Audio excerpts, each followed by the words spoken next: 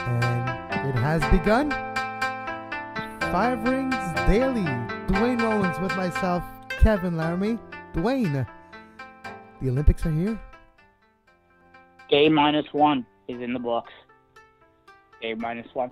Exactly. It almost feels like this doesn't feel like we still have the opening ceremony to go, to be honest. I've watched so much already that I feel like it's already started. Now, it's a pretty slow-paced one because there's lots of downtime. But, yeah, I've been watching a lot already. The hell with the opening ceremonies. Just get the games going already. Here, that's not on the lineup, but why not? Are the opening ceremonies an antiquated event? Nah, I love the opening ceremonies. They're hilarious. Come on. When are you going to see the guy from Samoa walk into a stadium with no shirt and glistening of baby oil carrying a big flag? Yeah, that's once every few years only. No, yeah, every two. But yeah, no, the opening ceremonies to me are this most spectacular moment of getting these games. I mean, obviously the non-athletic moments, but it's just that moment that you all come together. And now with Twitter, oh my God, it's amazing. And we'll be on Twitter. We may even do it live. I don't know. We haven't decided yet, Kevin, whether we want to do something live that day at 6 a.m. tomorrow. We'll decide it in the hours that pass since then. But, it's a lot of fun. I never watch closing ceremonies. I always watch opening ceremonies, and I love them, and I can't wait for tomorrow morning at 6 a.m. But I'm glad to have sports to talk about, too. It's been an exciting start to these games outside the only mixed curling really happening and some qualifying and ski jump, but fun. Yeah, the ski jump literally was the 10 fastest or the 10 best in the world. Camille Stock is the best, of course, and he's one of my medal lot. But the 10 last ones were qualified, but it's the 47 other ones that were. It's a glorified training run. I think they eliminated 3 people or something. Yeah, exactly. But that's fascinating to me. Only 57 people qualify in the world to take part of the Olympics in this event, and it's like double what the World Cup is. And it's fascinating to me that it's like kind of like those sports that like a handful of people actually get to practice, and those are fascinating to me. I'm going to talk a lot about ski jump, but it's one of my favorites because you don't see it every day, right? It's one of those sports that you only see every 4 years if you don't follow the World Cup, but on TV or a big platform you never see ski jump, and that's why I'm happy. Day -1, I got my ski jump fix taken care of already. Well, you only see it every 4 years if you're a North American, and we do have a lot of European listeners, so we should put those caveats in there. Kevin, before we get going, I thought we should run the show down our format that we'll use throughout the daily Olympic shows, so that those that are new to us or have not listened to us since Rio, or maybe even people just want a reminder, we'll go through exactly what we do here and tell us who we are. But this is our 4th anniversary of Kevin and I podcasting. We launched as podcasting partners after the opening ceremonies of the Sochi Games, and we did a daily show throughout the Sochi Games that led us to do a show that's now called Soccer Today, which is a daily soccer program. So we do a lot of podcasting together. We have a pretty good rhythm together. I think we work together pretty well. So I think you'll benefit from that, and we're a hell of a lot better than we were 4 years ago. Technologically speaking, yes. Quality of audio, yes. Quality of video now, yes, as well. We have come a long way. If you haven't listened to the first show, I do this once every few years. I repost the first show just to let us know, to remind Dwayne and I how far along we have come. We used to do this like me with no microphone, a laptop, and the interior microphone of a laptop, and Dwayne with a tablet that was literally MacGyvered on top of a glass bowl. And that was our podcasting studio setup back then. Precisely, as an iPad with a cat jumping on me and everything else. It was kind of funny. Sometimes you say, "Ow, cat, get off me!" In the middle I of the can show. actually, if I close my eyes, Kevin, I can actually picture doing that first show. I was sitting on the floor with the iPad balanced on the side of the bed, and because so it's close to your mouth, right? So it's the same height, so you don't have to hold it when you're talking. Pretty much, yeah. And, it was my girlfriend at the time was like, I'm watching TV, so I had to sneak in the bedroom too. So the at the time part might be indicative of that. But anyway, we'll move from there. It's crazy how people can be supportive sometimes, eh? Like, I don't care what you're doing. I'm watching my TV. What? Fair enough. Thousands of people are going to listen. I don't care. I'm watching Netflix. Anyway, all right. The format of our shows during games is pretty simple. We came up with this idea right from the beginning, and it was one thing that I think we hit on pretty quickly, and it's effective. We give out what we call our gold, silver, and bronze medals of the day, and then we add a couple medals onto that. So we'll start with the good. And the gold, silver, and bronze medals are exactly what you'd assume that they are. They are our top 3 performers of the day. They can be from any discipline. They can be in any sport. They can be from any country. When we get into the thick of the games, Kevin and I will both give individual 3. Today we're going to do the day -1 with 3 together because there just isn't enough to talk about with so few events there. We also can be creative with them. It's not always an athletic performance that wins it. It could be a coach. It could be a fan. It could be a journalist even. It could be... You know what it is? Hell, it could be... It is whatever we think it should be. And that's what it is on the day. Precisely. We're highlighting our 3 highlights of the day amongst all of the world's performance. All right. So the other medal that we give is called a wood medal. And wait for it. The wood medal. We actually have a wood medal now, and it's right here. Isn't it beautiful? And the wood medal is because there's a joke out there. I don't know if people have heard that before. I've heard the 4th place called the wood medal before as sort of a flippant thing. But the idea behind it is disappointing. There's always going to be a disappointment or frustration in any Olympic Games. It may be an athletic performance. It may be a doping violation. It could be anything. Again, just like the gold, silver, bronze, we always highlight one negative, could be improved moment of each day, and we talk about it as well, because the Olympic Games, as we all know, those of us that love it, we love it with its warts, and we would be remiss if we did not talk about its warts. Kevin and I have added a 5th medal to this particular broadcast, and this reflects that we're Canadian. And this one even has like its own music, so it's a medal and music. Oh yeah? Do you have that music cued? I'd love to hear it. You hear it. There it is. It's the poutine medal. There you go. The poutine medal. For those that don't know what poutine is, it is a Quebecois delicacy that is Victoriaville. It's from Victoriaville in like the 60s, apparently. Yes, it is. It's gravy on fries with cheese curds melted over it, and there's lots of variations from there, but that's your basic poutine, and it is widely consumed across Canada. I'm not actually the biggest fan of poutine, but it is recognized as a very Canadian dish, so we thought it was you don't like fitting poutine? that we would. How can you live? Like, how can you just sleep at night? How can you go to bed and be honest with yourself when you don't like poutine? It's like, what's not to love? It's like, what are 3 things of three of the most important food groups? Gravy, fries, and cheese. I think at this point it is probably a good idea for me to point out that I've lost 70 pounds in the last year. So, yes. So maybe part of that would be that. As you can see in the bottom left of your screen, bottom right if you're watching, skinny Dwayne is a thing. Dwayne is like the size of my right leg. And it's positive, and it's congratulations, Dwayne. Yeah, thanks. Yeah. No, I was a good 70 pounds heavier when I first started the show, for sure. But at any rate, enough of my weight loss. I'm surprised I didn't have a podcast talking about it at the time. I have a podcast for everything else. It seemed at one point or another. We're gonna do one after the games, though. 5 Rings Nutrition, 5 Rings Podcast / Nutrition with Dwayne and Kevin. I'll talk about cycling, and you'll talk about walking and how you can lose weight by doing both. The original vision of the Sports Podcasting Network was to have multiple shows in multiple sports, but we would need a lot of Patreon to do that. Oh, shit. Anyway, I wanted to talk about the poutine medal before. And we'll talk about Patreon a lot during this, and we apologize. Well, we don't apologize for it, because we do need to get Patreon.com / Sports Podcasting Network. Just in case you would like to help us right now, you can go and pledge. Fair enough. All right. The poutine medal, the reason I wanted to add this was a couple reasons. First off, we are Canadian. We never hide that. I always put it out there in my early tweets in the games to make sure people know that I am a Canadian and I am cheering for the Canadian athletes. It's not that I can't appreciate a great performance by a non-Canadian. It's not that I don't occasionally cheer for non-Canadians. Hell, I might even cheer for non-Canadians against Canadians in some rare cases where there's a particular story happening there. But I am a Canadian. and the Olympics does sort of bring that out. And I wanted to have a medal that was specific for that. But I also felt that by adding that medal, it would encourage me and encourage Kevin to think more international when we're giving our gold, silver, and bronze. If a Canadian truly deserves it, they're going to get it.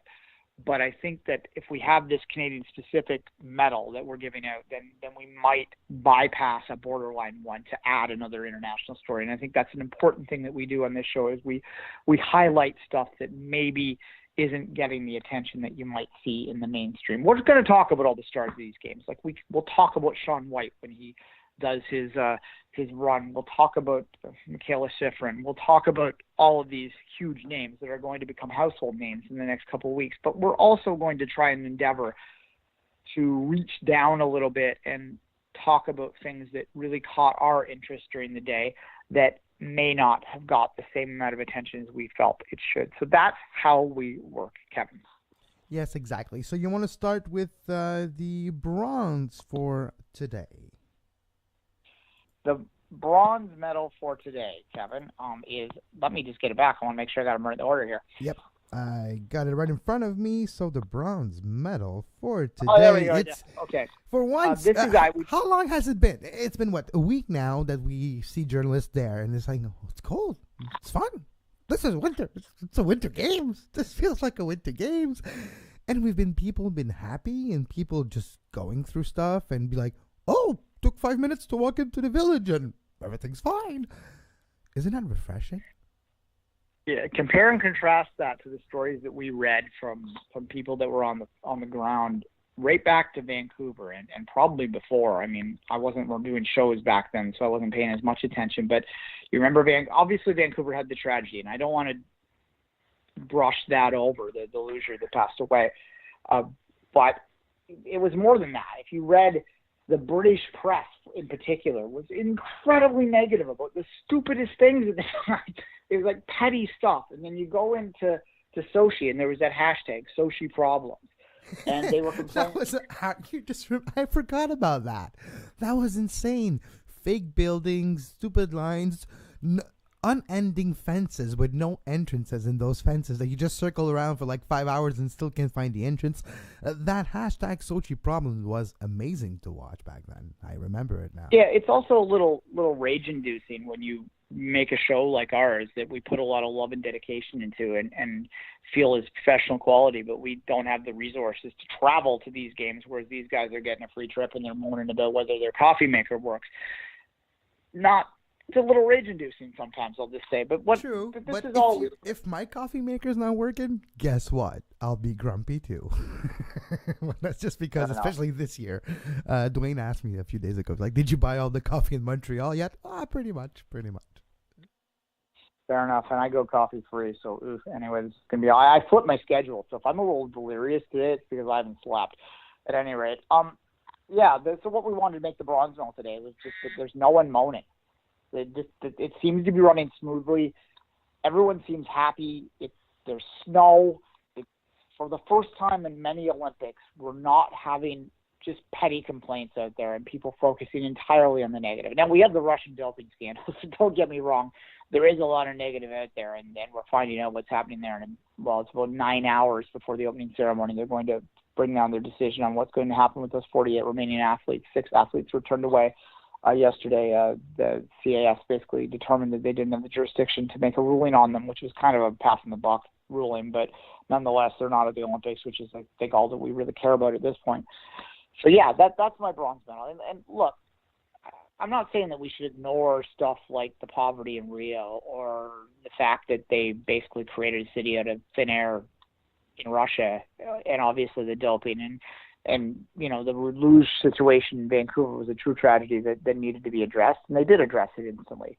But I do think that there comes a point where, you know, it's to get on with it point. And yeah. We seem to bypass this, and it's everything seems to be running well. Everyone seems happy, and I think that's a really good omen at the start of these games, that even though these games weren't that anticipated, they really weren't, I don't think. Maybe that means that they're going to run off and they're going to be viewed and remembered as great games at the end, and that would be awesome. This might come off a bit weird, a bit strange, and a bit maybe offensive. And no offense is intended anywhere in the world. But when you give the Olympic to a place that has its act together, for better language, well, guess what happens? Things are done. Things are done in good time. Things are done respecting human rights. And when I mean human rights, I don't mean as a whole, as a country. No, I mean just like workers are not dying building the infrastructures. Workers are not dying building the venues. I'm not saying there weren't any death, but it's not like 1,000 a day or 1,000 in a few years like we've seen in other places. Looking at you, Qatar 2022. But you do have that feeling of, you know what? South Korea is known for their design, for their technology, for their industry as well, and for being organized, organization skills, and all those little things that we say are cliche sometimes. Well, look what happens. Everything is ready, everything is done, everything is clean, clear. And when I say clean, and I mean in a way that, look, there's no people with machine guns at checkpoints everywhere. There is checkpoints and there is security, and if anything needed is there, but it's made in a casual atmosphere. And I kind of like the casual aspect of the Winter Games versus the Summer Games. It's kind of back, right? When we think about Albertville, we think about Lillehammer, and maybe one of Nagano, even games that are stuck in our memory because of the backdrop, the look, the feel, and kind of like the openness and the casualness of a Winter Olympic game versus Summer Olympic Games. I think we have it back after maybe the overexpenditure of, yes, us, Vancouver, we're included in this. We spent too much money. I paid too much taxes for those games, probably. But as well as Sochi for Winter Games, way too big for what they should be. We weren't expecting, we've been talking about this for 4 years, and we're not even expecting PyeongChang to be maybe the games we're talking about the whole damn time. Well, look, and we're going to talk about this a little briefly in a minute, but Salt Lake made the decision to bid for the 2030 games just yesterday as well, and there was a lot of thought that they would go for 26. Calgary is also thought to be in the running for 26. But I think that the reason Salt Lake positions itself to 30 is because they're seeing the rumbling and seeing this desire to go back to smaller venues, and there is a big movement to get them back to Norway, and particularly getting them back to Lillehammer in some way, because a lot of people look fondly back to those games as the ultimate Winter Games experience. And PyeongChang is not a small city, but it is not a huge city either. It's not a metropolitan city, so it has that smaller feel, that resort town feel that I think that has been missing from the Winter Games in very recent memory, where they really have become urban games in the same way that the Summer Games have. And obviously we're going to a massive city in 4 years' time. So. Yeah, but when you see this, you know what? When I think about it, cities like PyeongChang, when the Olympics come over, even though PyeongChang is not a small city, it's small enough that when the Olympics come over, it takes over. If you go to New York, Toronto, cities that are like mega cities in the world, the Olympics come over, there's so many people that there's going to be people interested. There's going to be people involved. There's going to be a buzz. But there's going to be as much people complaining about it than anything else. It's not going to be embraced by everyone. When it's like PyeongChang, Lillehammer, or you have no choice. The city's taking over, so almost everyone gets implicated and throwing a party. And we're going to talk about this later on in the other medals, but some events like day -1, and there were parties at events, sold out crowds, having a blast watching the Olympics, and it's not even the opening ceremonies yet. Yeah, I mean, look, the Olympics are big, so they would, in any city in the world, have a very big footprint in there. But I think back smaller scale, obviously, the Pan Am's here in Toronto in 2015. If you weren't within 6 blocks of a venue, you wouldn't have known. And I think that's probably pretty normal for most games. And like a New York City game or something like that, there would be parts of the city that would be completely oblivious to it. In fact, there'd be parts of the city that would be like, they just hold that as a place of pride that they were an Olympic. They don't have Olympic fever because those big cities get that way. But no, that's exactly what I meant. Yeah, they'll be like the one contrarian village, like, you know what? We don't want the Olympics here. We didn't want them here. We petitioned against them, and now they're here. We're gonna protest against them just because. Yeah, there's always that. Yeah. Fair enough. And look, people have the right to make those protests. To be clear, and we've even had on the show we had Boston Olympic guys on here, and we will. If you're new to us in our weekly shows, we do tend to look very much at the overall picture, and we're Olympic supporters, but we're not Olympic apologists, is how I like to put it. All right, we should move on to our silver medal. Our silver medal is you sort of touched on it a minute ago, and it's just the reaction to the Korean fans to the one event that is up and running in a real way, and that's the mixed curling event. Curling has no history in Korea. They basically put together this like young team of teenagers, like they were like 15 or 16 when they got the games, and they sort of taught them curling and made them into curlers so that they would have a team because they had that host position they need to fill. So they have no history in the game. They have no knowledge of the game yet, but yet the curling venue has been packed for both draws so far. And whenever Korea get the point, does something well, the place erupts. They're having a lot of fun. They're not necessarily either they're understanding the etiquette of curling too, which suggests to me that they've taken the effort, the Korean organizers, to give out some kind of handing or teachables that allows the fans to react in appropriate ways, excited but appropriate ways for the sport that they're watching, because each sport is a little different, obviously, in terms of how you're supposed to support it. It's quite a bit frowned upon to, taunt a curler when they're throwing the rock or something, right? Like they're cheering appropriately. It's a very positive environment, which is what curling environments are. They don't really cheer misses; they only cheer hits in curling, and that's something that you're seeing in the rank in Korea. And they're excited and they're happy, and talking to people that are over there, they think they're curious and they're taking selfies, and it's just they're having fun. They're just having a lot of fun. And the Korean team, this young team, as I said, that they put together, they're probably going to miss the medal round, but they did manage to get a win in their first game, and I think that was probably going into this event was their goal, to get a win, and they've already met it before the opening ceremonies even happened. So good for them. Yeah. And hopefully this venue will allow more people, to keep it up. Will allow some more Koreans to take up the game, and maybe down the road they'll be stronger. It's always a good thing when you meet your expectations or meet your goal, and the opening ceremonies are not even here yet. Kind of bodes well. Exactly. Well, some of those curlers that, luckily for that curling draw, a team no one is in an 0-2 hole. So, had someone been in an 0-2 hole, they potentially could have been staring down the opening ceremonies, because they have another game too. If you were 0-3 heading into the opening ceremonies, your Olympics could essentially be over before the Olympics officially began, and that would be kind of bad. You're walking in and you're like, oh, this is the end already. I'm already eliminated. But hi everyone, welcome. Exactly. So yeah, that's the only event that's been going on so far, which is why the gold medal for today too, Kevin. Unless you have any more to add to that, I'll just jump into the gold. Jump to the gold medal today is specific. The first two were a little bit broad, because I did that on purpose to try and illustrate how we do these things. I'm going to do a specific athletic moment for my gold medal, and that is Caitlin Laws, which is one of the Canadian mixed doubles teams, draw in the 8th end, which is the final end in mixed curling, to the button to win the match. Caitlin Laws, for those that don't know, was the third on Jennifer Jones' 2014 gold medal winning team from Canada. Her partner, John Morris, was on the 2010 Kevin Martin winning rank in Vancouver. So Canada's mixed double team is a bit weird in that they're not mixed double specialists. Mixed doubles is played differently. The analogy that I give someone else, it's almost like, and this isn't perfect, but I kind of like it. It's like if you took two of the best rugby union players in the world and threw them into a rugby league game.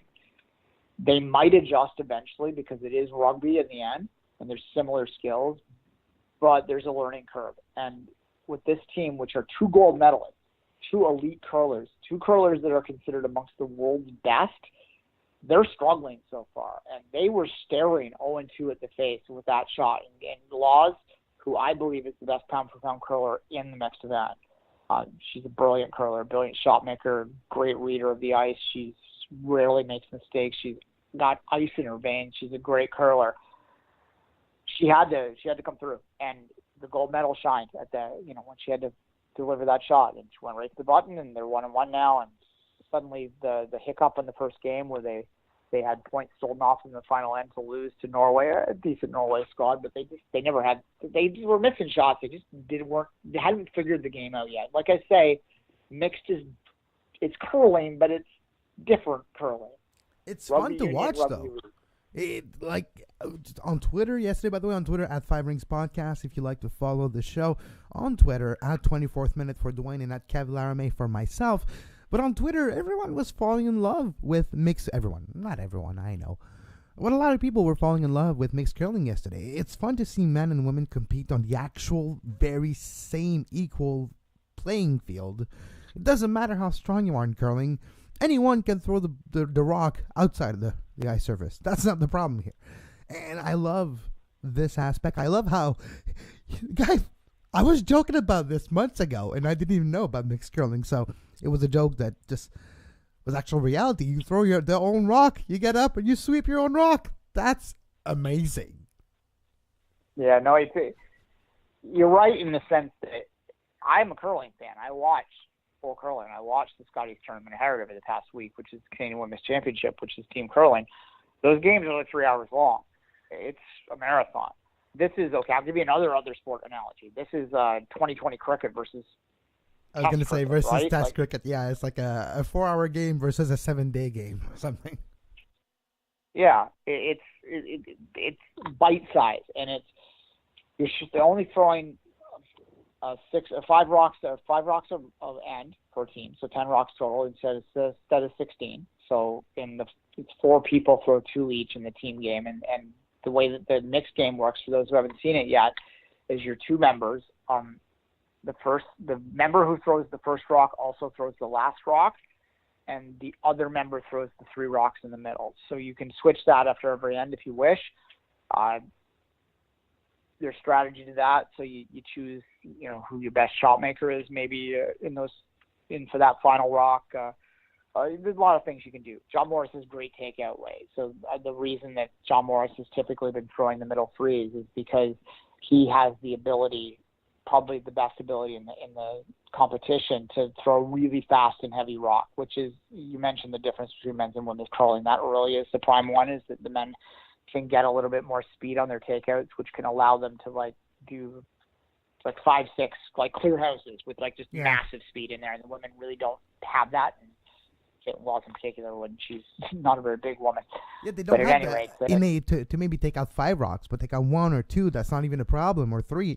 And what impressed me watching mixed curling late last night is, when we watch a regular Bonspiel and we see it's almost a game of perfection where you need almost all your shots to be okay, and it's not necessarily adjusting to every shot. There's patterns. You have you have a certain game plan. You have a certain way to do about stuff, and putting, what I mean, and putting the guard. It's repetitive. Yeah. What I like about mixed curling, it's a bit chaotic. It's a bit reacting to those 5. If there's only 5, there's not 7. It makes a big difference at the end, and I really like the fact that it's about every stone. It's not about perfection, and sometimes you don't make a point, and sometimes you make 3, and sometimes you make none, in a different way than a Bonspiel, just because of the not a lot of sweeper. The shots are not as perfect, and it makes for almost a more fascinating game to watch, and you can almost relate a bit more. So it's almost like, well, I would have done this a little bit different. It's kind of fun for your couch coaches.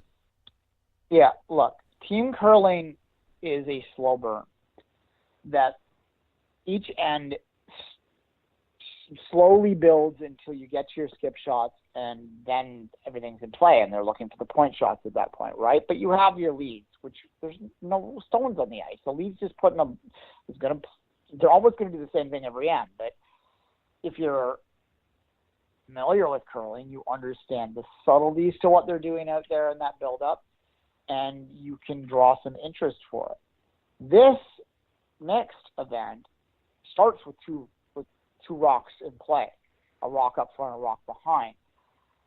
So you already have action going on there. You have a buried rock right to begin with. You cannot remove any rock from play until 4 rocks have been played. So what this creates is a lot of scoring. There's a lot of different things you can do out there. You see trick shots, like you see what they call in-offs, when you skim a rock up in the top of the house so that it changes direction so that it gets behind a guard and takes another rock out. These are highly skilled moves that they're doing. Something that if you tried to do that in your local curling club, you'd probably fall on your ass, right?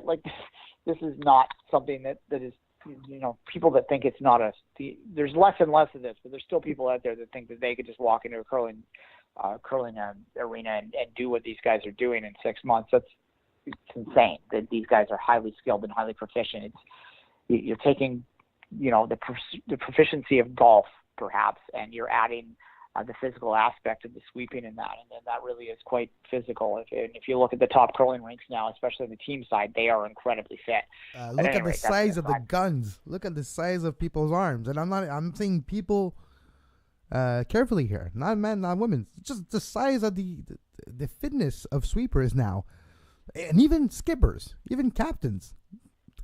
No offense to early 80s and early 90s, but there's not a lot of gut left in curling, and that's kind of indicative of where the sport has been going in the last 15, 20 years.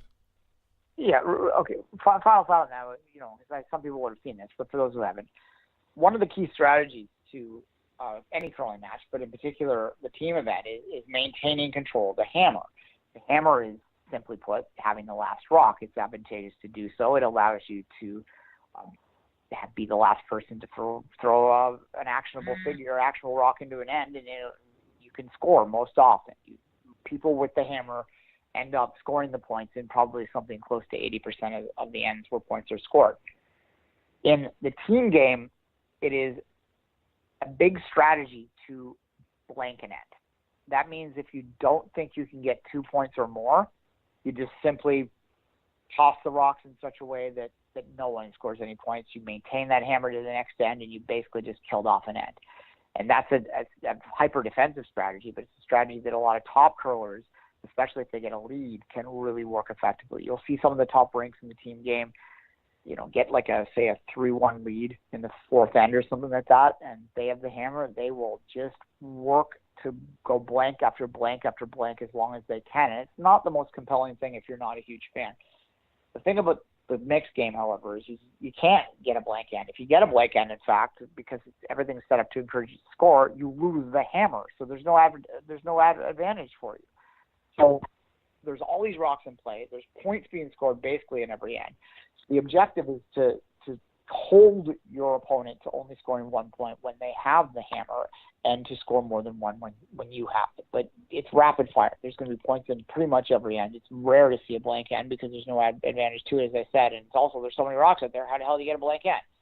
They also get what they call 2 power plays, which is this bizarre concept. It's a funny name. It's a You got someone in the penalty box for 2 minutes? What? Is that what power play is?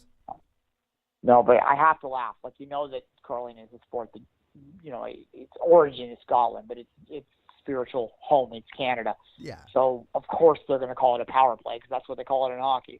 All it means is you move the rocks are moved from in front of the house to the side of the house, the rocks that are in play off the start, which opens things up and allows you to play a more traditional end, which makes it easier to score 2 points. So you have to play that. You can play that once per game when you have the hammer. And typically the teams have been playing it in the 6th or 7th end. We saw John Morrison and Caitlin Laws play in the 8th end, the final end today, as almost a defensive move to try and protect the lead they had. But yeah, it's high scoring. It's fun and it's quick. It's about an hour and a half. And I think that a lot of people are really appreciating this. And I think here in Canada, where curling is very popular, the team game, that having seen that it has this, the mixed game hasn't caught on here because the team game has so much money behind it that most top curlers go to it. That's the whole Laws Morris thing. They're team players. These are elite players that are on the curling tour that make a living as curlers because there's no money to be made as a doubles curler. These guys are still kind of amateurs or paid by the federation. Morrison and Laws made an all-star team up to the trials. They'd never played mixed before they went there, and they'd managed to get through because they are just so good. I think in 4 years' time, having seen this on TV and knowing there's an Olympic spot up for grabs in 4 years' time, what you'll see in this country is an emergence of elite mixed specialists. It'll become a specialty. It'll become like a specialty discipline. Like it'll be the sprint to the marathon of a Bonspiel. Yeah, absolutely. You'll have a different crew, and I bet I can anticipate what's going to happen. You're going to see curlers in the team game that are kind of bumping up against the top but can't quite break through. Okay. I bet you a lot of them will make the decision to move to mixed because they'll feel they'll have a better chance. And the fact that the mixed curling trials, at least for Canada, are like 2 weeks after the Road to the Rings, you missed your shot. Well, guess what? We're trying again in 2 weeks. And look, I wouldn't surprise me if they do that again in 4 years, but I suspect what you'll see is a mix of, excuse the pun, and of higher degree. The mix will be highly skewed towards specialists. So you'll probably see 25% all-star teams and 75% specialists in the next trials. And I think there's probably always room for an all-star team, so to speak, to come over and try their hand. And I think it probably would. I think the mixed specialists take a little bit of joy in taking down 2 stars. Like, you got Caitlin Laws and these guys are superstars in curling. Like, if you're not curling fans, you don't know this. But these guys are household names in the curling world. So I can imagine these mixed specialists, which don't run in a circle, are looking at these guys and desperate to take them down a notch because they're coming into their territory now. At any rate, that's my gold medal for the day, Kevin. Shall we move on to the wood? Let's go to the wood medal, our brand new wood medal, designed by yours truly. We have here a slice of Cascadia on a mount of bronze, representing failures in the world of Olympics. Deep. Fun, Kevin. Kevin did a lot of work on that last night. And again, if you want to support us, patreon.com, Sports Podcasting Network. The wood medal is, there's this story floating around that there was an altercation in the athletes' village between a Canadian athlete or official and a Russian athlete. And what is alleged is that the Canadian, whoever it was, basically called the Russian out for being a drug cheat. This caused a kerfuffle. Yeah, I would imagine. This caused a kerfuffle. And lo and behold, the reaction of the organizing committee, of the Olympic Committee, was to demand that Canada apologize to the Russian for calling him a drug cheat, even though there's ample evidence to suggest they were probably correct. But he is a drug cheat. Do you call a spade a spade? If it walks like a duck and quacks like a duck, well, guess what? He's playing hockey and he's a duck. So that's that's what it is. Can you imagine? I would be in so much trouble if I go to the Olympics or something. I have a big mouth on me. And can I get my mouth shut if I was an athlete and I got beat by a drug cheat? Well, guess what? He's going to know about it. I would get in so much trouble, Dwayne. No, I think I would too. I would be calling them out left, right, and center. There's absolutely no doubt about that.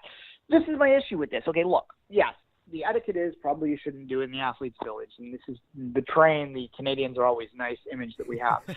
But he didn't get the memo. At the same time, is this worth like an apology? Like, come on, man.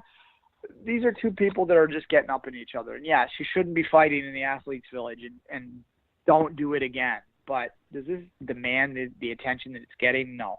And the Russians, look, I can almost tie this into like they're playing it up, though. They're putting it on their social media sites, on Roo Sports, on all those. Well, they're trying to play the victim. Well, it's the government. It's a government-funded news agency, sports agency, Roo Sport.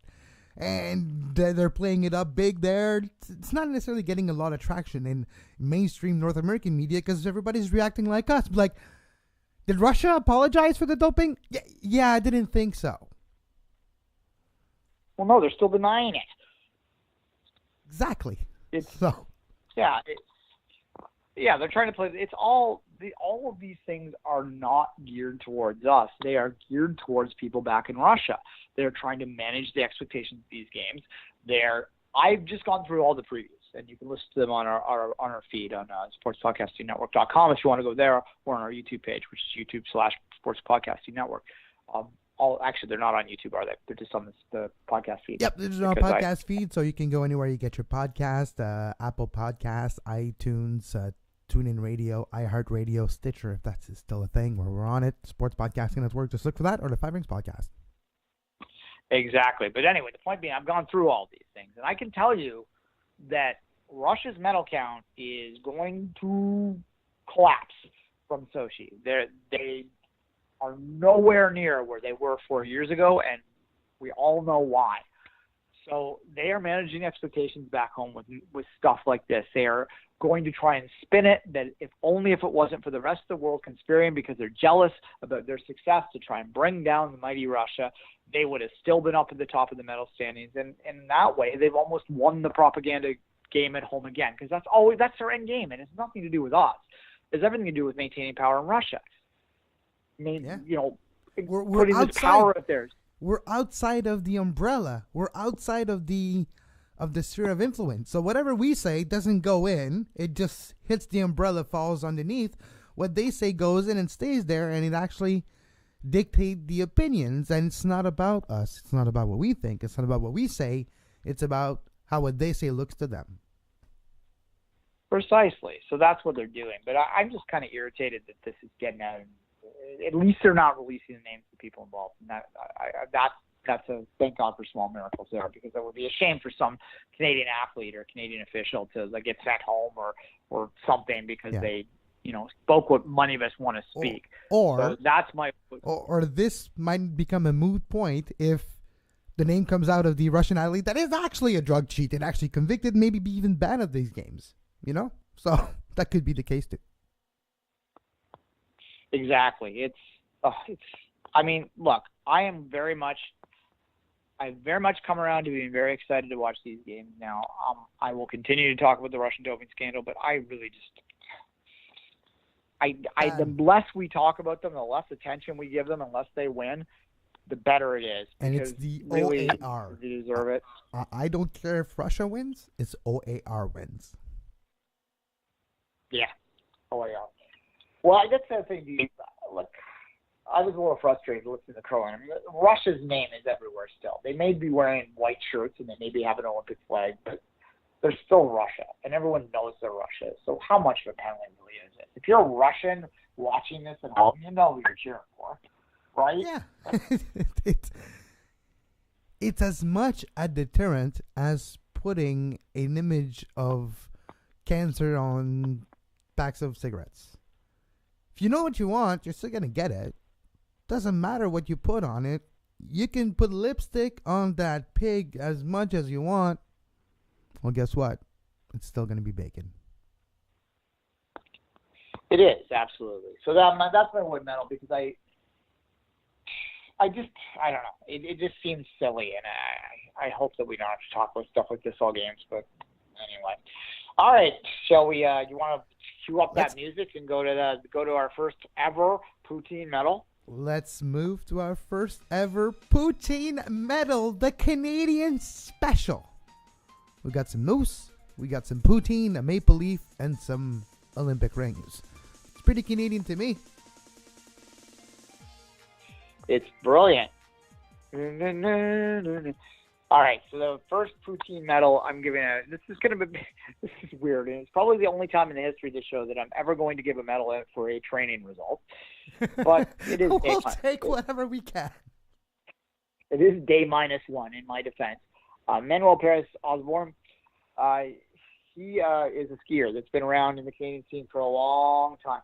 He has had some success at the World Championships and some success in the World Cup here and there. Consistency's never been his strength.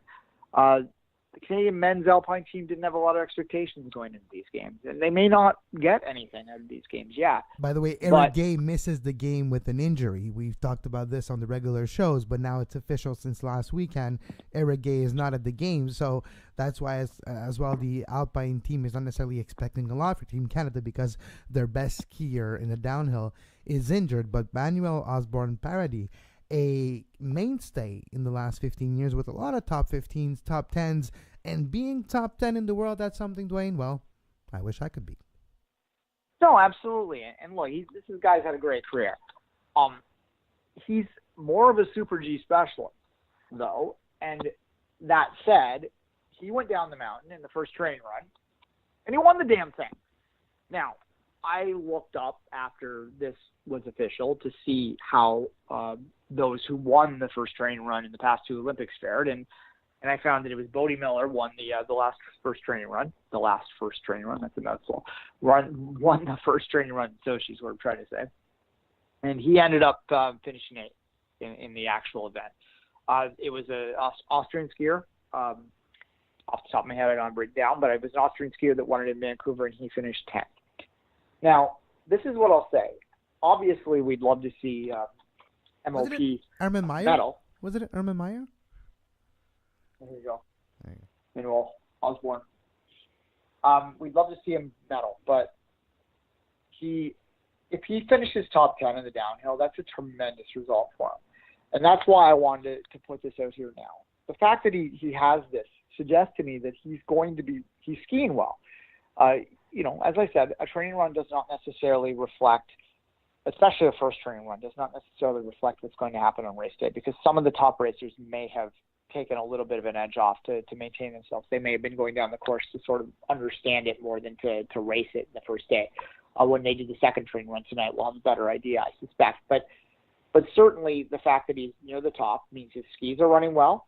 It means that he's comfortable on the course, and it means that he's going to be in contention to put a good time up for him. And if that good time up for him means a medal, awesome. If it means 10th, that's good too. And the other thing that says to me, and there's actually something telling about this, when I did the Alpine preview, what I learned is that the mountain in PyeongChang it's pretty tame by World Cup standards in terms of the elevation and the vertical. But what it is it's very technical. It's a tricky downhill. It's not a fast or dangerous downhill, and that's done on purpose at an Olympic event because they have a lot of skiers, particularly in the downhill, that are from places that don't really have skiing history. They're there in that sort of Olympic program that allows developing nations to go in.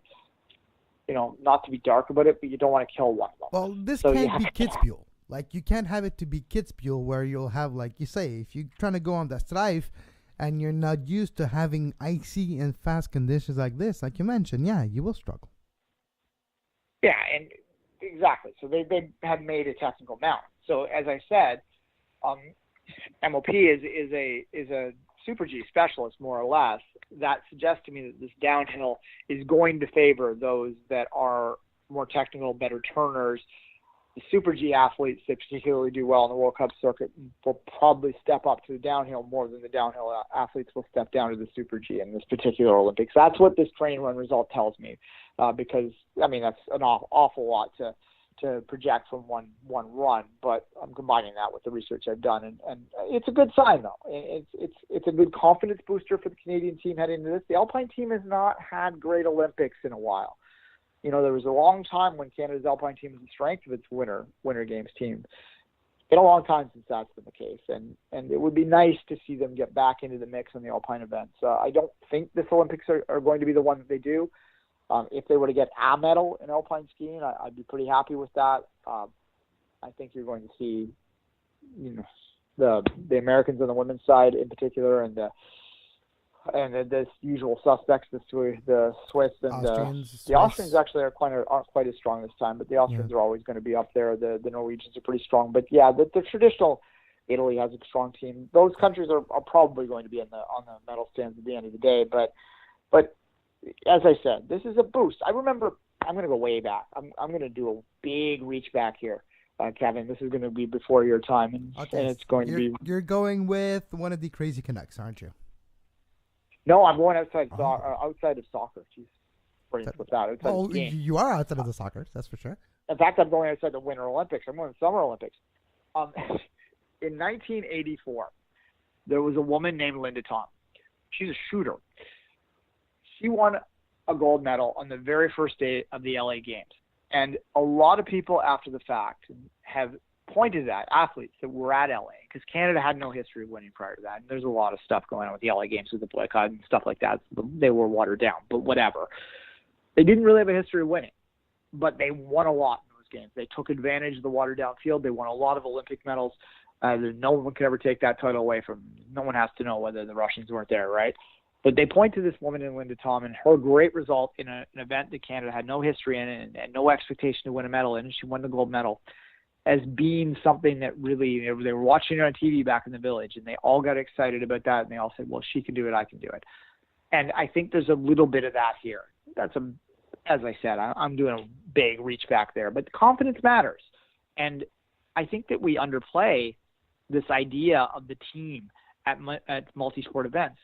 The athletes talk about it all the time, how when they see a skier get a medal, the bobsled team gets excited to match that, and suddenly, we saw it in Vancouver in the second week. Get the ball rolling. Yeah, get the medal count rolling. Once you get like the momentum going, you feel like a wave carrying you. And there has been talk that John Montgomery started that in Vancouver, right? With the skeleton, an unexpected medal. And that starts the ball rolling. No, it's true what you're saying about 1984 and Linda Thompson. Yeah, that's fun. So that's why I wanted to make that my first ever poutine medal. All right, Kevin, should we take a real quick break, come back, and maybe we'll talk about some of our favorite opening ceremony memories? Exactly. So we'll be right back after this.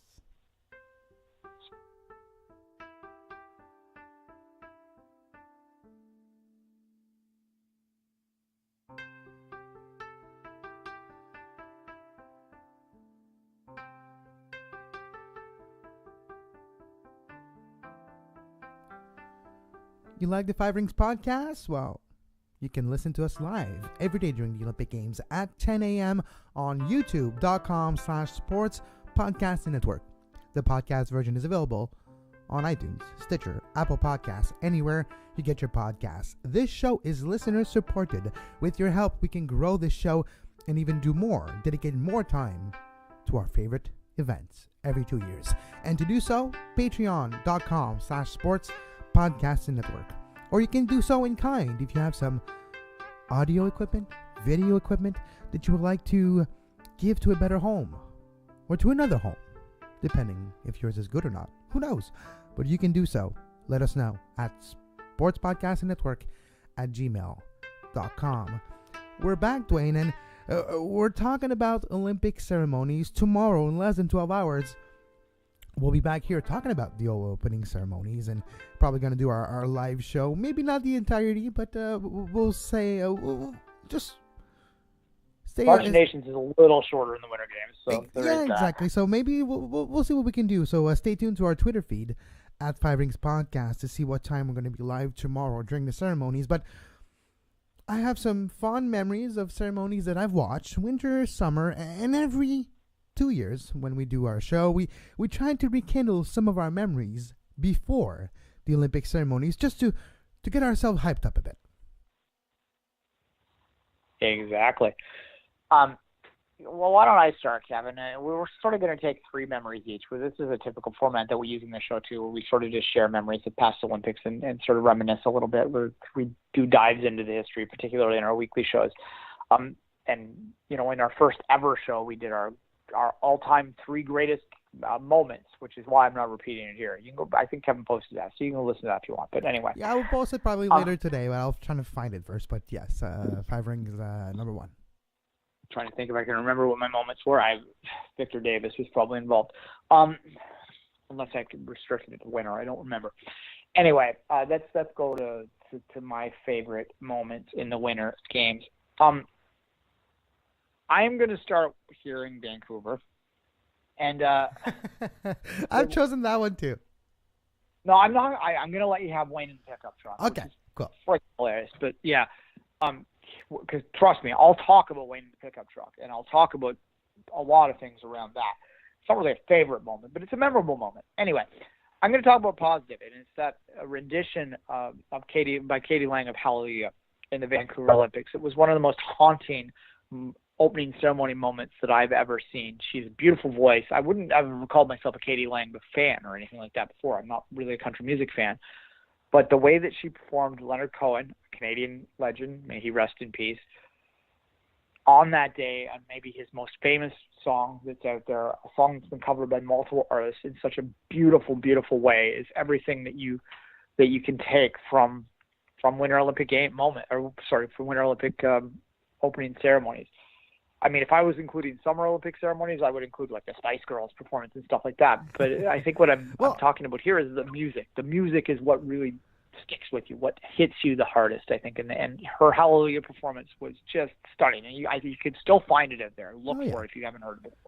But Dwayne, I didn't get the memo, so I have a few Summer, because there's not that many memorable moments. Yeah, so there's not a lot of memories for me in winter ceremonies, because they have been more subdued before the last 2 or 3. Before that, I don't necessarily, I was maybe too young. I don't remember at all Lillehammer or Albertville or things like this. Albertville was weird. It was so weird. It was weird. Maybe, you know what? Maybe I'm going to Google it. Maybe I'll try to watch it this afternoon. That could be interesting. There were clowns. I think there were clowns. 1992 production values are always, you know what, Dwayne? We have better production values in our studio than they had in TV studios in 1992. There you go. No, it was weird. Go ahead. My first moment that I can remember, one of my memories of the Olympic ceremonies was, yes, Vancouver, the failure that you see in the background of the cauldron. Not necessarily the Gretzky truck. And yeah, it was all right to watch Gretzky in a truck for 20 minutes trying to get to the damn thing. But for me, what was interesting is you have about 8 years to plan this thing, to test it out, to try it out, to try your gimmicks, try your widgets, make sure they come out and display properly, and to test it, and to have a rehearsal, and have another rehearsal, and have a dress rehearsal, and have a en general, and have a, yeah. How can that fail when you're actually doing it for real? Like, before we do a podcast, I do like test runs, and I test everything to make sure things work. Who did the test run of that thing? Who did it? Because someone didn't test that thing, because to fail like this on a international level, yes, it was equaled 4 years later by Putin's ring, the one ring that didn't open. It was kind of hilarious. But yeah, what's with opening ceremonies widgets that are not working? And that's still one of the things that people are talking about 8 years later. All right, I'm gonna go on my rant now. Canada has hosted 3 Olympic Games. We can't light a thing. In each occasion, we have gone in the most painfully cliched Canadian fashion when it came to our choice on who would light the flame. Rather than just stand up and go, yeah, he's the best, and he needs, or she, they need to be the person who lights this. We try to make everyone happy, and it ends up making it a complete cluster every time. In Montreal, I'm too young to remember the Montreal opening ceremonies, but I have seen them since. What they did in Montreal is because it was French Canada and English Canada, the 2 founding nations, and let's not talk about the natives here, although they did have teepees in the ceremony, obviously, because you always have to have natives when you have an opening ceremony in Canada too. At any rate, they've had it was a French and an English kid. Like they had 2 teenagers ran, and one was French, one was English. It was symbolic of the dual nations in Canada. Blah blah blah blah blah blah blah. Put an athlete there. Like, yeah. In Calgary. I'll talk about. Oh, sorry. What was Calgary? I don't remember. I haven't seen Calgary as well. I know. I can tell you. I know what it was. So it was lots of speculation because it's been longer, and the whole idea of the debates around who's going to light the flame. This is more of an issue and something that people are debating for a long time. At this point in Calgary, it comes up to it, and they get to the final person, and out walks this 12-year-old girl. Who the hell is this 12-year-old girl? Everyone's well, like, it turns out, who is she? Yeah, she was no one. I mean, she's someone. I'm sure she's probably married with kids now, but she was just a 12-year-old girl. But the reason they picked her, if you want the little infographic symbolism that they, would have explained to you probably in a press release back then, is because she was a local figure skater from Calgary that represented the future hope of young athletes everywhere. Oh, my. Shoot me. Athlete. Shoot me now. Shoot me. No.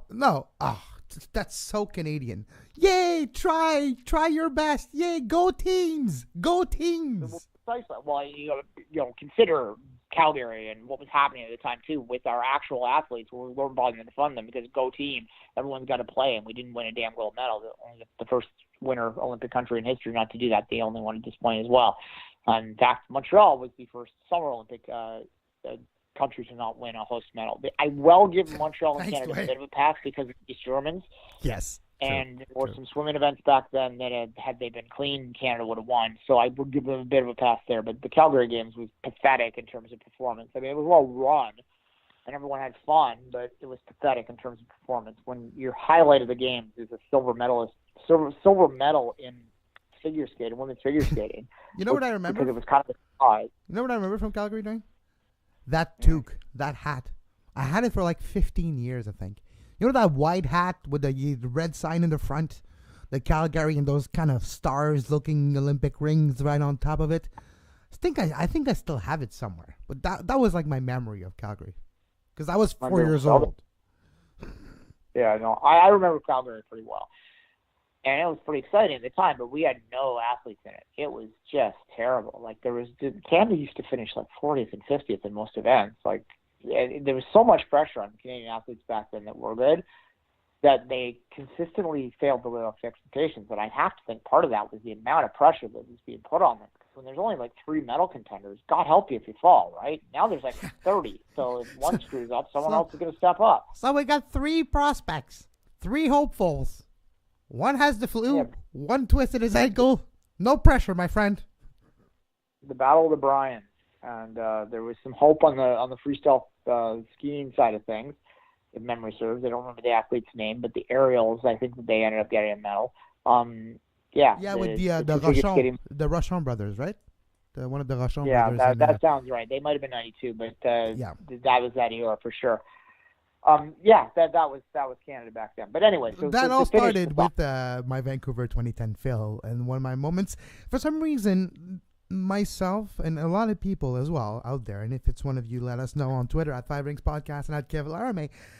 For me, one of the moments that I always remember, I don't necessarily remember all the time the athletes and the moments of the parade of athletes coming in, the parade of nations, but I remember how the cauldrons are lit, right? And that's kind of like the one moment and the one thing that stays in our collective consciousness. So yeah, my memories, my moments that I've chosen reflect that. So that was my moment, Vancouver 2010, a failure. All right. Let's move to your second memory, Dwayne. Well, you quickly finish it. Gretzky should have lit the damn flame. Yes! Gretzky should have lit why? Flame. Why outside? I know that he didn't win an Olympic medal. I know that he didn't have a long Olympic history. But because Mark God's Crawford sake, is a terrible Gretzky. coach. Don't get me started on that guy, no, Dwayne. Gretzky at the Olympic Games. It's a shootout. You don't put him on the ice. What are you doing?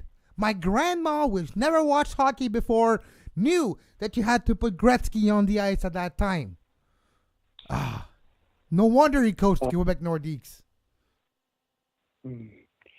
Anyway, yes, Gretzky should have lit the flame. Period. End of story. And that's why the thing broke. This is my theory on it, because they brought in like what? It was like 5 or 6 big names rather than pick one. So they all lit that thing up, right? Jacques Villeneuve. Had they not tried to be pleasing everyone and actually made a damn choice, they wouldn't have had to build the thing like that, and they could have just had Wayne friggin' Gretzky, the most famous Canadian athlete ever, light the damn flame as it should have been.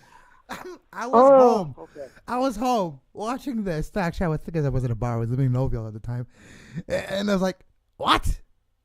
Jacques Villeneuve, I love you, buddy. Like, I'm a F1 fan. I watched every single race you did in Formula One. I was there in '97 watching you in 6 a.m. in the morning on every Sunday. But what are you doing carrying the flag, friend? We have no point being there. Formula One and Olympics, sure. That's when you know people are thinking too much about who's there. All right, fair enough. My second memory.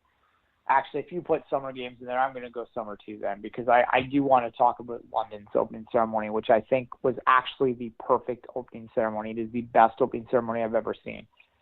It struck the perfect balance between sort of pomp and circumstance, which has to be in any opening ceremony. There are certain aspects to it that are always the same. It's like a wedding, right? Like, you got to get certain things in there, but you can kind of improvise around it. But the rest of it, it was British, quintessentially British. It was fun. It made you laugh. It made you smile. The songs were catchy. Like, you know, British music is so famous around the world, and they didn't try and pretentious it up. They made it accessible. It was just joyous occasion. And the Queen was there jumping out of an helicopter. You had the Spice Girl. Was it at the closing ceremony? Was the Spice Girls? Anyways, yeah, the Spice Girl. Doesn't matter was the beginning or the end. Spice Girls were there. I was happy. Yeah. Well, the James Bond with the Queen. I mean, it was brilliant. because they didn't take themselves too seriously. And I think anyone who's designing an opening ceremony moving forward, they need to watch that and learn from that. It doesn't have to be all pretentious and heady-teddy. Look, the Beijing ceremony was, by all accounts, very well done, but it left me kind of, It was kind of cold. I was like, oh, look what we could do. We can have someone run around the ceiling and the side of the wall, and look at all we could do. Fine. Yes, you're good with wires. We know that. We've been watching movies for a long time. We know you're good with wires, but no, it was kind of cold and a bit disembodied for me. I can't even remember Sochi right now. I think there was a kid skating, wasn't there? There's a lot of Russian video images of things Russia. I remember there's like the red place come out of the ground, little things like this. But yeah, it's not in my. If you wanted the worst opening ceremony, as a quick aside before I'll let you jump in for your next one, the worst opening ceremony, you can watch a lot of the opening ceremonies on the Olympic channels on YouTube. Watch the 1980 opening ceremony once. It's essentially Moscow, yeah. It's essentially a military parade. Anyway, what's your next one, Kevin? All right, my next one, we're moving to Barcelona. It's 1992, and some people have a lot of cojones in Barcelona because they decided to light the flame by giving it to an archer who literally, no safety net, threw the damn thing, hit the cauldron, and light it up in what could be, to this day, one of the most spectacular and risky cauldron lighting. If that would have failed, nobody would have got mad. Like, yeah, that's a tough shot, man. Like 500 meters away, you got to hit the cauldron with your damn thing. It was probably gimmick. There was probably a lighter, like a spark thing inside the damn thing. Probably. But magicians don't reveal their trick. And it worked, and it looked amazing. Antonio Rebello, a Paralympic athlete. Sorry, Dwayne? There's no problem about it. The arrow clearly went over the parakeet. Fine. But it looked amazing. And back then, you didn't have HDTV. You couldn't see that well. Anyways, it made for a great spectacle. And look, my naive 8 years old, when I watched it, I didn't know that it didn't hit the damn thing. See, to this day, I thought it did. So it kind of worked. I remember the time going, did that arrow go through it? Because you can kind of see it go past it. But you're right, though. Like, it's the symbolism is all that matters, and they're always going to flip the switch. I mean, I think probably if you really pulled the curtain back, you'd find that there's always a switch, probably. But yeah, just in case. Just in case there's a gust of wind, let's just start it. Boop. Yeah, they flip the thing so that it looks good. But at any rate, now, look, Barcelona's probably my favorite summer game. And there's a lot of things. I mean, you look at how old I was at the time. It's probably my peak sports watching years. There's some good Canadian memories there. Canada weren't as good as they are now, but the wins that they had were great. The Mark Tewksbury gold medal in particularly stands out to me. We weren't as good, so every medal stands out because it's one of the only ones to remember those ones maybe a bit more fondly than the 40-something we're going to win this year. Yeah, I think they had 8 or 9 in Barcelona, if memory serves, or 12 maybe, and they might have only been the one gold. But yeah, years later, I went to I didn't know where Barcelona was as a kid. I was a teenager then. As a kid, I didn't know where Barcelona was, and then I discovered this amazing city that I think a lot of people discovered Barcelona during the Barcelona Games. It's one of the games that gets pointed to by those that support the idea that an Olympics can revitalize a city.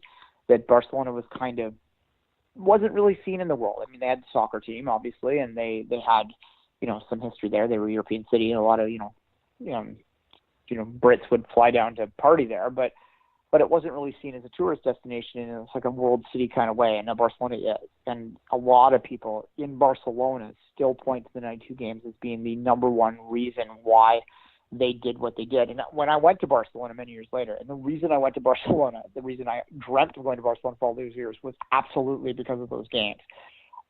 I told myself that day that I would get there one day, and it was a dream of mine to get there, and I did. I remember going to, I toured the Olympic venues, obviously, because I am who I am. It's not that popular up there anymore. There's an Olympic museum that was kind of fun, and I enjoyed that greatly, but I think I was the first person to be there in about 3 days, and they almost fell down when I walked in. Anyway. What? Someone's coming in? Jeez. Yeah, but one thing they did for sure is, and one thing that really helped with Barcelona's revitalization is they use that Olympics as the impetus to revitalize their beachfront. And now there is massive amounts of public beach in Barcelona that is very much enjoyed by tourists and locals alike, and it all stems from those games. And that is, Kevin and I, when we talk about games bids, and there's a lot of negativity around bidding for games, and there's a lot of focus on the cost, and there should be, but I always like to talk about that thing called soft benefits. And that's a soft benefit that has continued to pay dividends all these years, and you cannot put a financial value on it. And those Barcelona games are great. We kind of got a little off kilter here, but that's for sure. I love the Barcelona games to this day, and if I had a time machine, those might be the ones I'd go back to watch. And that's my second memories. What is your third memory? Wait. Third, yeah. I'm going to go all the way back to L.A. Oh, wait. Me too. Okay, so we're going to L.A. Let's go to L.A. What's your memory of the LA games? Okay, well, please tell me it's the same as I. Please tell me it's the same as I am, because people are seeing it at home now on the screen. Oh, it was beautiful. I don't have the video feed up. Do you have Muhammad Ali behind you? No, I don't. I have the jetpack. You have the robot that's flying in the sky behind you. I have the jetpack and the crazy pastel colors of the LA Coliseum. The jetpack was hilarious for sure. And it was so 1984. It was just, no game epitomizes their year more than the 1984 LA games, I don't. There's pink and turquoise Art Deco at the stadium right now, and you have the jetpack and mullets in the stands. Oh, I wish I can go back to 19. Well, no, because I would be like, I would not even be born. But 1984 is quite a year. All right, but what I'm going to point out to as my memory is the lighting of the cauldron, and it was Muhammad Ali that lit it. It was a surprise. He had been a guy that obviously pushed the boundaries of dissent back in his day. He was an activist, someone who once threw an Olympic medal into a lake because of the racism he experienced in the city of Memphis after the fact. Obviously, we're far from having fixed those things, but it still was a highly symbolic and moving moment to see him back. And sorry, I'm screwing this up. It was Atlanta. Yeah, Atlanta. I was just looking right now. It's Atlanta. Yes, I knew. I was like, LA. No. Yeah, 12 hours. Yeah, I knew that as soon as I was talking. I knew that I could still picture him. But anyway, so I got the LA one. I teased you with the jetpack thing, so it worked out. When he lit the cauldron, his hands were shaking because he had the cerebral palsy at that time. So Parkinson's. it was a very moving moment for an athlete that really got screwed over a lot by mainstream society, and we could kind of use someone like that. I would love to see you will never see it, but if I were suddenly gifted running the IOC, I would invite Tommy Smith back, and I would have him light a cauldron in an Olympics, and because what they did in '68. How about Ben Johnson? Bring back Ben. Yeah, well, no, but this still civil, like a lot of athletes, like the Olympic movement. As I say, we are Olympic fans, but we're not Olympic apologists. The Olympic movement got in bed with Hitler, for God's sakes. Like, they have no leg to stand on when it comes to stuff like this. Dwayne, we're talking about lighting of cauldron for the last 15 minutes. It all started, the first one ever was in Germany. We're perpetuating a tradition that started in Nazi Germany in 1933. So, you have to be honest about things. Sometimes our favorite institutions have a terrible history. So yes, I would the dissent that they've shown, a lot of resistance to that. I think that we should re-embrace those people back in the Olympic movement, and it would be great to see that. But that's streaming in Technicolor. They like to look at the glory stories rather than the more controversial ones. Speaking of Technicolor. Speaking of Technicolor, LA 84, the jetpack, the colors, the ceremony, for me, are one of my moments as well. I wasn't watching, obviously live, but I watched it after the fact. And yes, of course, we all dreamed and all dreamt after this day of having our own jetpack. And it's never going to happen, literally. Like, imagine if everyone had a jetpack, how many people would die in our skies? Yeah, so I'm not expecting jetpacks to be reality, but this moment, the jetpack, like you mentioned, it's very 1984, but it's kind of fun to watch now when hindsight and be like, oh yeah, you reminisce and nostalgia. Be like, yeah, we learned a lot of great things since then, and we figured out how to do things a lot better and with a lot better colors since then. Yeah. Having this conversation, we should probably wrap up. We've gone fairly long today. Yep. Having this conversation, you are right that the Winter Games, their ceremonies don't jump out as much, and I'm trying to think why that is. It's possibly because of the climate and things like that, and that's going to be interesting tomorrow. And maybe we'll end with just some speculation on tomorrow. And I'm not even going to pretend to guess who's going to light the flame, because I really don't know South Korean athletes well enough to make any speculation there. Probably a speed skater would be my guess, because of their great history in short track speed skating. That would make sense. But, or someone outside of the sporting world too. I wouldn't be surprised if, for example, a Ban Ki-moon lights the cauldron, right? That could be something as well. One of the most popular figure, one of the most popular figure ever come out of South Korea, and he is at the game right now. So if I had to put money on a prop bet, I would have put like $1 if I have good odds. I'll say, why not Ban Ki-moon? Ban Ki-moon, light it up. There you go. Yeah, it doesn't have to be. It's about. I mean, there's artistic. There's always been an artistic program attached to all Olympic Games too. So really, it's about celebrating excellence, right? Gangnam Style guy. The Gangnam Style guy will come out and light it up, no?